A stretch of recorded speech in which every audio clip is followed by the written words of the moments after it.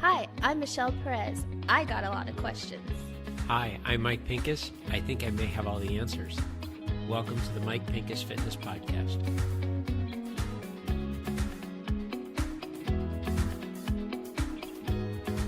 Hi, welcome to today's episode of the MPF podcast. Today we're going to hear a little bit about Mike's story. Mike, tell us a little bit about your life before becoming a fitness trainer. I started as a trash man. Oh, okay. No. Life before fitness trainer. So I graduated high school in 1987, and I did not work out at all in high school. Matter of fact, thought it was kind of dumb. Made no sense. It was my junior year in high school. A friend of mine, group of guys would get together, and they were all working out at somebody's house, and they invited me to come along, and I saw no reason to do it, but I went anyways. And I remember we did bench press, a lot of bench press, and it was on one of the old, you guys are way too young to remember this, but the bench presses, these were designed by Joe Weider back in the day, who ultimately was with Gold's Gym. But the bench press, the bench itself was really narrow, and the bar was all rusted, and the weights were probably full of sand. And we did the bench press, and then we got up from there after probably 10 sets, and we did bicep curls. And that's all you did, chest and biceps. And you couldn't move your arms the next day. It was just ridiculous. Yeah. So I did that one workout and never went back. The rest of the junior year, thought there's just no reason. Yeah. And then senior year in high school, I had tried it again, and again did not find a reason to do it, except when I finally got my first job in the health clubs. But before we go to there, so I played sports in junior high and a little bit in high school. I played basketball, which is ironic because I'm 5'7" and I'm not Spud Webb, but I enjoyed it. I enjoyed diving on the diving team in high school, and that was fun. And then, but nothing really big into any of the big organized sports. I've always been a fan of sports. Grew up in Chicago, so sporting is a big part of our lives growing up there. Senior year of high school, I had to get a job, and my girlfriend at the time, her dad worked at a basically corporate towers, and below the towers, the bottom floor of the towers, they had a gym. And he had said, and I think he was probably looking out for me because I was dating his daughter, that why don't you come over and get a job at the gym, and I can put a word in for you. So I'm like, okay, well, what am I going to do there? So I started there in January of 1987, and I worked the front desk, handing out keys to the locker rooms, answering the phones, and just your basic appointments. And then I remember at lunchtime, I was allowed to go down into the gym and work out, but I had no idea what that meant. So I would go down there, and again, I would do bench and bicep curls and just arms. Just arms, yeah. I mean, you did so much that you could not move the next day. And around that time, I was there for probably about 8 months, and I graduated high school in June of that year, second job. And so I went looking for another, now, all I knew really was answering phones, and that was pretty easy. So I went looking for another health club. So there was another one called the Continental Club in Rolling Meadows. And I applied there. My plan was to work both places, but they needed somebody full-time, again, to answer the phones and work the front desk. And my boss had asked me at that time, are you a morning person? I said, yeah, absolutely, morning person. I had no idea if I was a morning person, but I wanted a job. Yeah. So he hired me, and I actually then quit the first place, and then went to the Continental Club, and that's where I really got my start.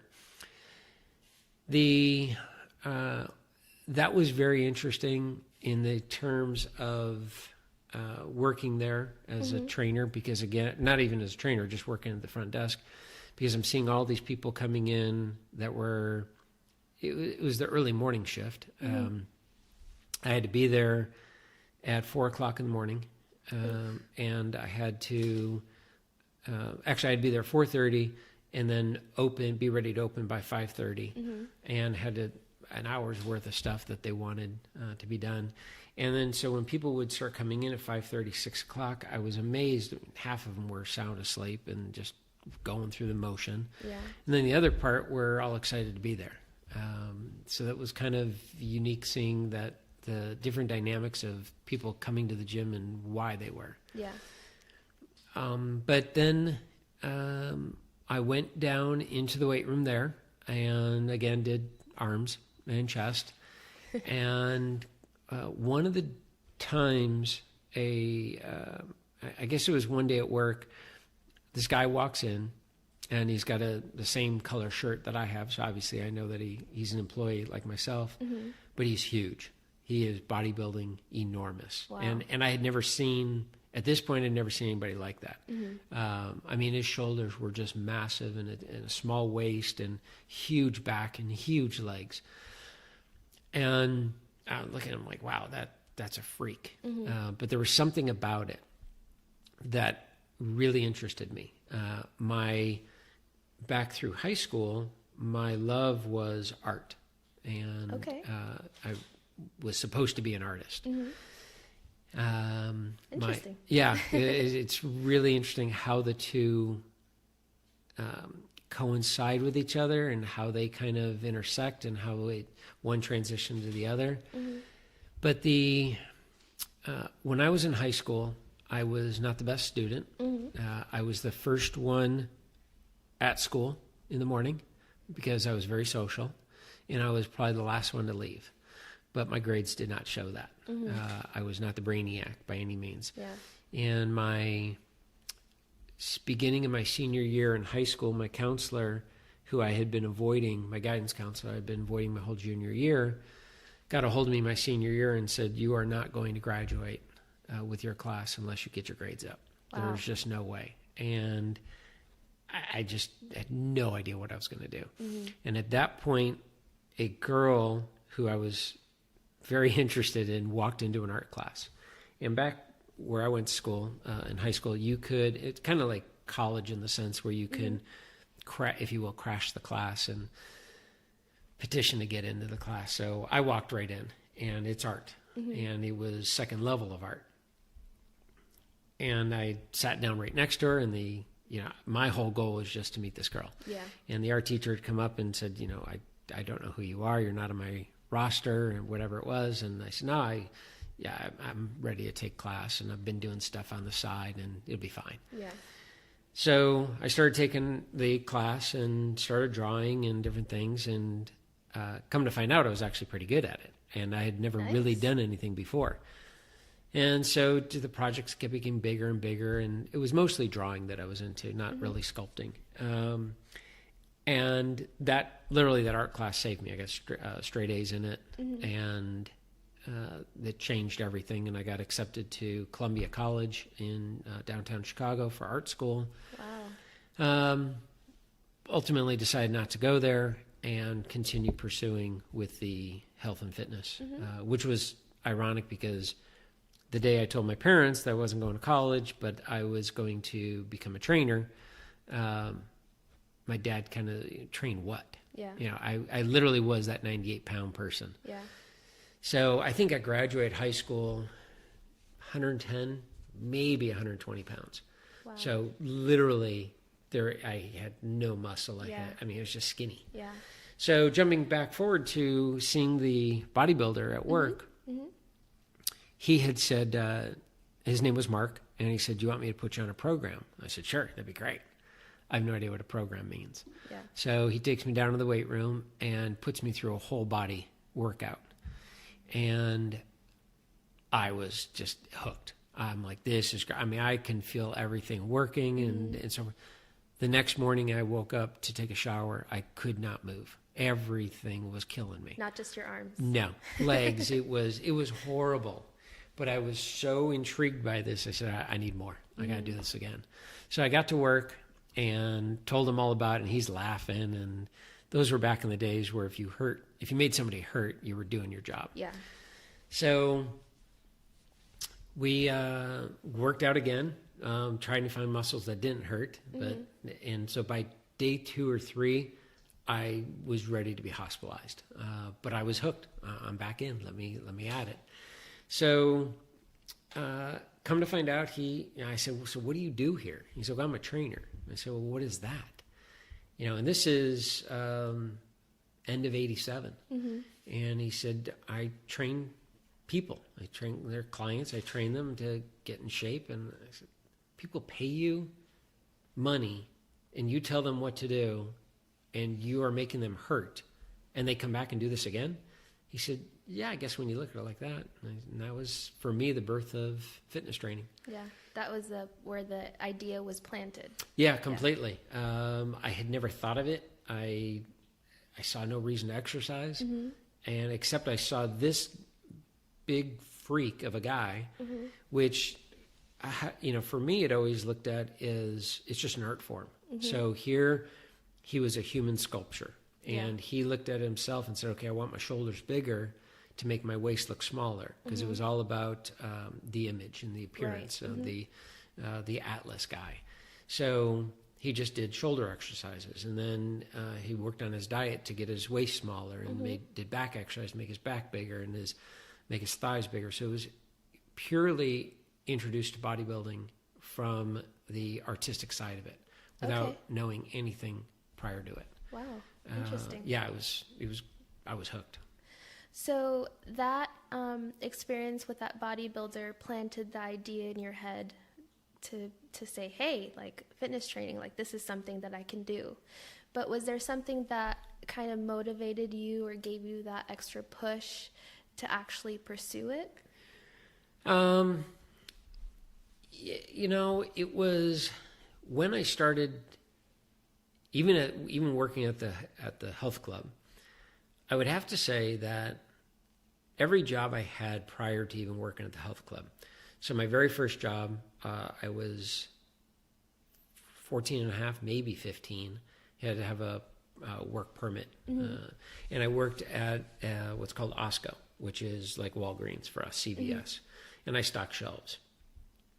And from that job all the way through every job I had ever had working for someone, I had always had in the back of my mind that I was going to own the company. And that came from, and I guess I would call myself as a great employee. I put my heart and soul into whatever I did. If I was going to stock shelves, I was going to be the best at it. Yeah. And that probably came from my grandfather, work ethic. My grandfather had owned his own shoe store. My godfather owned his own shoe store. My father worked in the shoe industry as well. So if you remember Married with Children, Al Bundy was a shoe salesman. I think at one point I thought that's what I was going to do, is sell shoes, because the rest of the family had already done it. Right. But my grandfather taught me and my father as well, but the work ethic of giving it 100%, 110%, whatever you do. And, and there's a lot of people talk about that as far as what it means to be there, be on time, make sure your shirt's tucked in, make sure you look clean, but you're just really all around good employee. Yeah. I didn't do it because I was trying to impress my boss. I did it because that's what made sense to me. And it was, if I'm going to own the company one day, I have to start thinking and acting the part. Right. So I never saw myself as just the stock boy, or when I worked at the Gap, folding clothes. I never saw myself as just the salesperson. I was the assistant to the assistant to the assistant to the manager to the assistant to the owner. But in reality, I was a salesperson. Yeah. So for me, it was all about where this could possibly lead. When I got into the fitness side of it, I never thought, okay, I'm going to be a fitness trainer and this is going to last 30 plus years. Never even entered my mind. It was literally, I'm going to do this and I'm working the front desk. I'm going to be eventually a fitness trainer because I'll eventually get certified if that's was a thing back then. And eventually I own this gym. And that was it. So that's where it all came from. But I would definitely say it was my grandfather's direct influence of watching him build his business and so forth. Yeah.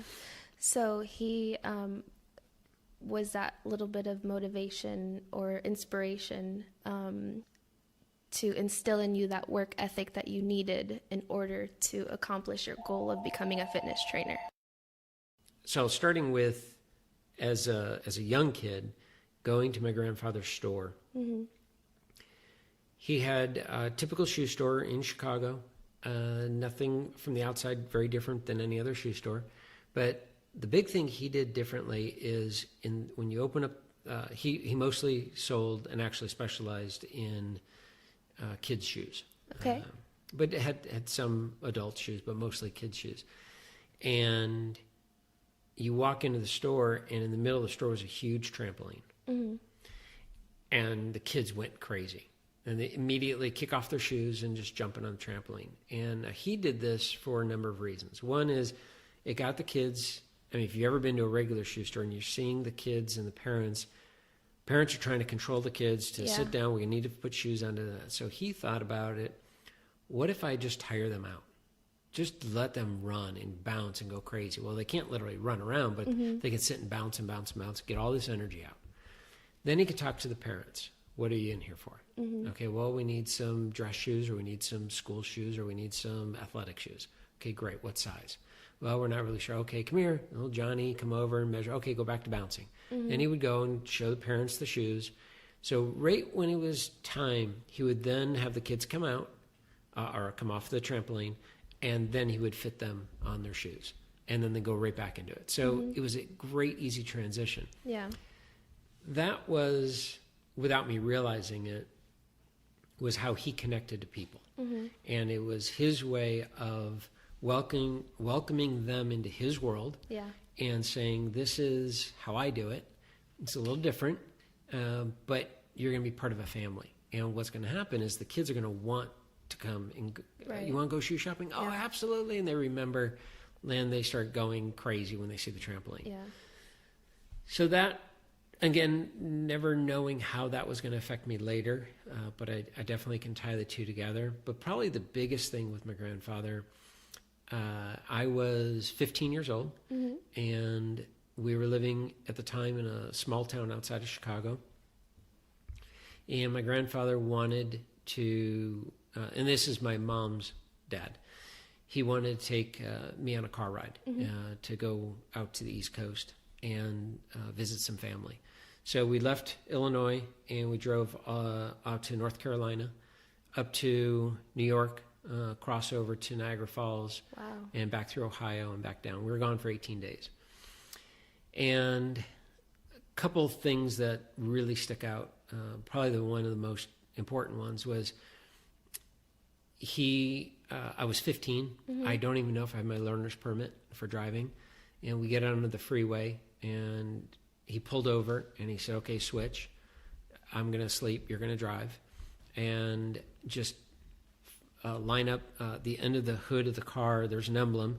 He says, just line that up with the white line and you'll be fine. Wow. And we driving about 5 minutes, and he's like, okay, you're good. Just go straight. And Was this your first time driving? Yeah. Wow. Yeah. And I may have driven in parking lots before, but this is the first time, and I'm out on major interstate highway 80 doing 55, 70, whatever it was at the time. And he's sound asleep and just kept driving. And finally I started getting a little tired and woke him up, and that was just his way of teaching. So we were going through Kentucky, and It's maybe 8:30, 9 o'clock at night, and there is literally on the side of a road, like you'd see in a movie, we stop at a diner, and we get something to eat. I don't remember what we ate, but waitress is with us, and my grandfather was very flirtatious. He was married 4 times. Would have married number 5, but she didn't want to be number 5. But he absolutely adored women, absolutely loved them. And this was his time to kind of teach me what it means to be a gentleman. Yeah. Without telling me this is what he was doing. Right. We leave the diner, and we are 20 minutes down the road, and he realizes that he never left a tip. So we turned around. Now, we are in the middle of nowhere in Kentucky. We will never see this person ever again. Right. We are on our way to North Carolina, and we turned around and knocks on the door. It is closed. They're cleaning up, and the waitress came to the door, and he said, "I am so sorry. And all the talking we were doing," and of course he was flirting with her, "I never left a tip." And he gave her a tip, and she wrote on a piece of paper her phone number and said, "Anytime you're in town, call me." My grandfather at the time was probably 65, and she would have been late 20s. Wow. And that was my grandfather. It was crazy. Just a charmer, absolutely. Yeah. And he had said, "You never leave without a tip." And just in how you treat people. So we continued on North Carolina, saw some amazing stuff there with family. One of his, it would actually be his son, which is my uncle, who I was named after, was killed in Vietnam. And so they have the memorial wall there. So we went to see his name on the wall. Okay. And that was really cool to be a part of that, and for me to see it, who I was named after, and to be with him. And then went on to Niagara Falls, and it was just absolutely amazing. It was 18 days of perfection. Yeah. That I now to this day, I tell all my clients who have grandchildren, you need to do this. Absolutely. Yeah. Now, what's interesting about this is I was 15. He passed away when I was 16 or 17. And we now believe that he knew he had cancer. But didn't tell anybody. Yeah, at that time. And it was kind of his farewell with me. Yeah.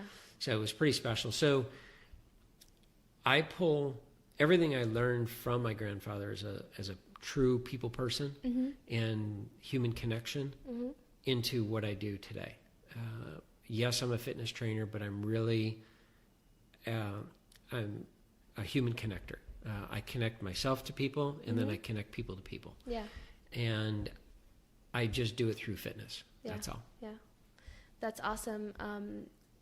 In listening you talk about your grandfather, I do notice that the 2 things that you were able to get from him were that work ethic. He had an interesting strategy for how to deal with his customers. Yeah. That's crazy. Awesome, yeah. And then that human connection, which would be the other big lesson that you learned from him. So you took those lessons that you learned, you made the decision to become a fitness trainer. What steps did you take to become a fitness trainer, or rather, how did your life happen? Sure. So started working at the Continental Club in end of 87, and Mark, the big, massive behemoth man, put me on the program. My direct boss was a guy by the name of Norm, also a old-time bodybuilder and power lifter.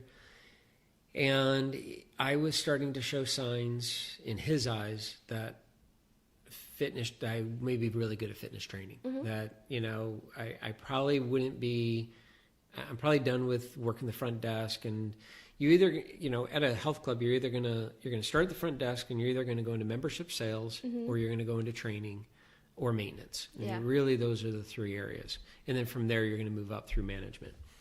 So we had an actual maintenance crew, so I didn't need to do that. And I was too young probably to be doing sales. And so Norm, it was actually Norb, I'm remembering his name. So he had said, "I really think you should become a fitness trainer, and we're going to get you certified." I said, "Okay, great. I don't know what that means." So there was a certification. It was a local certification, and he signed me up. They send you all the reading materials. You read out the materials on your own, you study, and then you go for a weekend, and you take this class, basically. And there's hands-on on the floor, and there's teaching different exercises, how to teach it, so forth, basic anatomy. And this was literally the beginning of certification to the fitness industry, or to be a fitness trainer. Prior to this, we really only had aerobic certifications. There was nothing for personal training. Aerobics certification had started well before this. So a lot of personal trainers were also aerobics instructors, where they're teaching to 20 to 50 people in a class. Teaching one person was no big deal for them. It was easy. Yeah. But this was specific for personal training. They discussed nutrition. They discussed biomechanics. They discussed. We didn't have anything about recovery back then. They discussed stretching, flexibility. Pretty basic. Took the course, passed the course, and I was done. I was set. I'm on my way. I'm going to be a fitness trainer. And again, I never had a business plan. I never had the mindset that I'm going to do this, then this, then this, then this. I'm a trainer, and see what happens. Yeah. Started, what I did then is, in order to get clients, members would join the gym, and they were given 3 free training sessions with a trainer. You walk in and you set them up on a program, and then they come back 2 more times. And hopefully by the end of the 3rd time, if I'm good at what I do, I can sell them and try to get them as a client. Yeah. I was terrible at it because I didn't understand that was the process. Okay. I never saw myself as a salesperson. Yeah. So they would come in, I'd put them on the program, and then I would say, well, I'm here anytime, so if you ever have any questions, just ask. Yeah. But it wasn't like, if you need me for the hour or anything like that. Because again, I didn't understand the sales portion. I also didn't understand why anybody would pay for this. This just made no sense, even though I'm now a certified trainer. Yeah. So one member in particular, I was 18 at the time, and he was in his early to mid 60s, and he owned car dealerships in the suburbs of Chicago. And he had come in, and we had been hitting it off. We'd played racquetball a couple times together. We had racquetball courts there. And he had said, you're a trainer, right? And I said, yeah. And he said, well, why don't I hire you to train me? I said, okay, great. And so he worked out with me 2 or 3 days a week. And that was my first client. And it was kind of unique. I'm 18, and he's in his early 60s. Like, wow. What do we have in common? Yeah. But again, it coming from my father, my grandfather, my godfather, I always got along with people that are older than me. Because I was working these early hours that I convinced my boss that I could handle. I wasn't going out and partying with my friends. Right. I was hanging around with a very mature group, so I had to become, the chameleon. I had to mold into what they are. Yeah. The health club itself would be equivalent to like an Equinox today. It's a very high-end club, affluent clientele. It's not a younger crowd like you would see at Gold's or 24-hour. Right.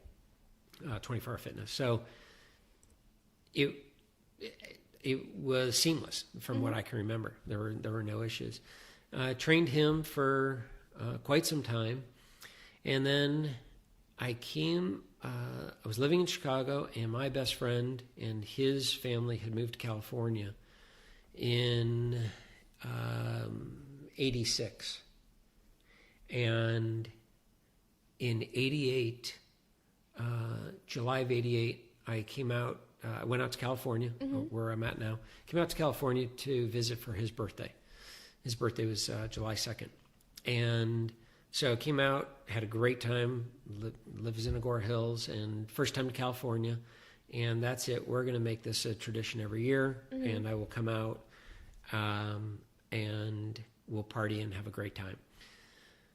go back to Chicago, and it was around April of '89. And I'm now talking to my friend back in California, and we're planning it. And he said, "Why don't you just move out here?" I said, "Well, this is crazy that we're best friends. We grew up together. Just move out here. There's got to be stuff what you want to do out here." Yeah. And I'm like, well, I would imagine California is a lot bigger when it comes to fitness. And at this point, again, I thought I knew everything, and I said, "Okay, I'll come out." So I talked to my boss, and I said, "I think I'm going to move." And he said, "You got to go. Absolutely have to go." And I said, "All right, I'm doing it." And he said, "You can always come back." And so loaded up the truck and moved to Gore Hills. Got out here in July of '89 and started applying at different health clubs in the area. And in roughly 6 months' time, I had 3 different jobs, working at different health clubs. One in the morning from 6 to 2, and then another club in the valley from 3 to 10, and on the weekends, Saturday and Sunday, at a complete different club. Wow. You were hustling. Big time. Yeah. I did not want to go back. I was out here for about 6 weeks, and it was not working. I couldn't find anything. The people were different. Growing up in the Midwest is very different than California. Yeah. I didn't have that connection. And I had called my old boss, and I said, "I want to come home." And he said, "Okay, I don't have that job for you. Obviously, I had to fill it, but I'm going to make something for you. I will get in touch with you." And he never called me. And 6 months after moving here, I moved here in July of '89, December of '89, I went back to Chicago, and I went into his office, and he's like, "How's it going?" I said, "It's great." I said, "You never called me." He says, "I knew if I called you and brought you back, you would have never left." Yeah. So it was his way of pushing me out the door. Definitely. And that's kind of where it started out in this area. It's pretty crazy. Awesome. So you put all those lessons to good use, used your knowledge and skills to connect with people, and became an awesome fitness trainer. And now you've been training for how many years? Just started 32 years. 32 years. This past month. Wow. Yeah. That's great. Crazy. Yeah, it's been a long road, but it's been a fun road. Yeah. Absolutely. Well, I'm sure that your clients are thankful to have you around. Thank you. I think so, and I'm fortunate to have the clientele that I have. Absolutely. All right, so you've been a fitness trainer for 32 years, and somehow you have this passion to speak to people. So now we have the MPF podcast, or the Mike Pincus Fitness Podcast. Thank you for sharing your story today, and that's all the time that we have for now. And then on our next episode, I'm hoping that we can go a little bit more into your passion and kind of like your why as to why we're doing this, and then go from there. So thank you for your time today. Thank you. That'd be great. Looking forward to it.